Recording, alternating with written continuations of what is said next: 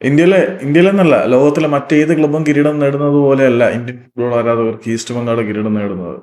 കാരണം അതിന് ഒരുപാട് ത്യാഗത്തിന്റെയും ഓർമ്മകളുടെയൊക്കെ കരുത്തുണ്ട്. ഈസ്റ്റ് ബംഗാൾ അവസാനമായിട്ട് കിരീടം ചൂടുമ്പം ഇന്ന് അവർക്ക് വേണ്ടി മിന്നിത്തിളങ്ങി കളിച്ച് ഈസ്റ്റ് ബംഗാളിലെ കിരീട ധാരണത്തിൽ മുഖ്യ പങ്ക് വഹിച്ച മലയാളി താരമായിട്ടുള്ള പി വിഷ്ണു എന്ന പുതിയോളപ്പിൽ വിഷ്ണുവിന് കേവലം 1 വയസ്സ് മാത്രമേ പ്രായമുള്ളായിരുന്നു. അന്ന് ഈ മോഹൻ ബഗാൻ സൂപ്പർ ജയൻസ് രൂപീകരിച്ചിട്ട് പോലും ഇല്ല. ഇന്ത്യൻ സൂപ്പർ ലീഗിനെ കുറിച്ച് ആരും ചിന്തിച്ചിട്ട് പോലും ഇല്ല. അപ്പം ഒരുപാട് കാലഘട്ടങ്ങൾ താണ്ടിയതിനു ശേഷമാണ് അവര് ഇന്ത്യൻ നാഷണൽ ഫുട്ബോൾ ചാമ്പ്യന്മാരായി മാറിയിരിക്കുന്നത്.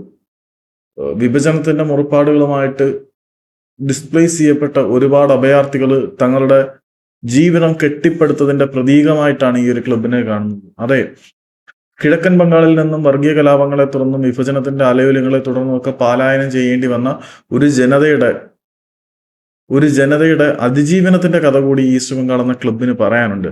അതുകൊണ്ട് തന്നെ ഈ ഒരു ക്ലബിന്റെ വിജയം ഇന്ത്യൻ ഫുട്ബോളിന്റെ ഗതകാല സ്മരണകളെ വീണ്ടും ഓർമ്മിപ്പിക്കുന്നു എന്ന് പ്രത്യേകം എടുത്തു പറയണം.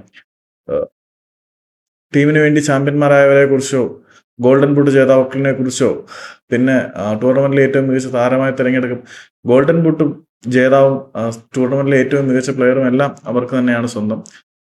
ഗോൾഡൻ ഗ്ലോ മാത്രം FC ഗോവയിലേക്ക് പോയി. അതൊക്കെ അവിടെ ഇരിക്കട്ടെ.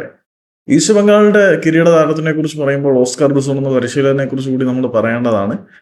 വ്യക്തിഗതമായ നേട്ടങ്ങളെ കുറിച്ച് പറയുന്നതിനെക്കാട്ടി ഉപരിയായിട്ട് ഈസ്റ്റ് ബംഗാളിന്റെ തിരിച്ചുവരവ് ഇന്ത്യൻ ഫുട്ബോളിന്റെയും ഇന്ത്യൻ സ്വാതന്ത്ര്യ സമര ചരിത്രത്തിന്റെയും ഇന്ത്യൻ ദേശീയതയുടെയൊക്കെ ഓർമ്മപ്പെടുത്തലും കോറിയിടലും ഒക്കെയാണ്. അതുകൊണ്ട് ഈസ്റ്റ് ബംഗാൾ ഒരു കിരീടം നേടുമ്പോൾ, ഈസ്റ്റ് ബംഗാൾ അവരുടെ ഗതകാല പ്രതാപത്തിലേക്ക് തിരികെ വരുമ്പോൾ, ഒരു ഇന്ത്യൻ ഫുട്ബോൾ ആരാധകനും ഇന്ത്യൻ ഹിസ്റ്ററിയെ കുറിച്ച് മനസ്സിലാക്കാൻ ശ്രമിക്കുന്ന ആളുകളും ഒക്കെ കുറച്ചൊക്കെ സന്തോഷിക്കണം. കാരണം ഇങ്ങനെയുള്ള നേട്ടങ്ങളാണ് നമ്മുടെ പഴയകാല ചരിത്രങ്ങളിലേക്ക് എത്തി നോക്കാൻ നമ്മളെ പ്രേരിപ്പിക്കുന്നത്. സോ ഈസ്റ്റ് ബംഗാളിന്റെ ഈ 22 വർഷത്തെ കാലഘട്ടത്തിന് ശേഷമുള്ള കിരീടധാരണം ഇന്ത്യൻ ഫുട്ബോളിന്റെ ഉയർത്തെഴുന്നേൽപ്പിനുള്ള ശക്തിയായി മാറട്ടെ എന്നൊക്കെ നമുക്ക് പ്രാർത്ഥിക്കാം.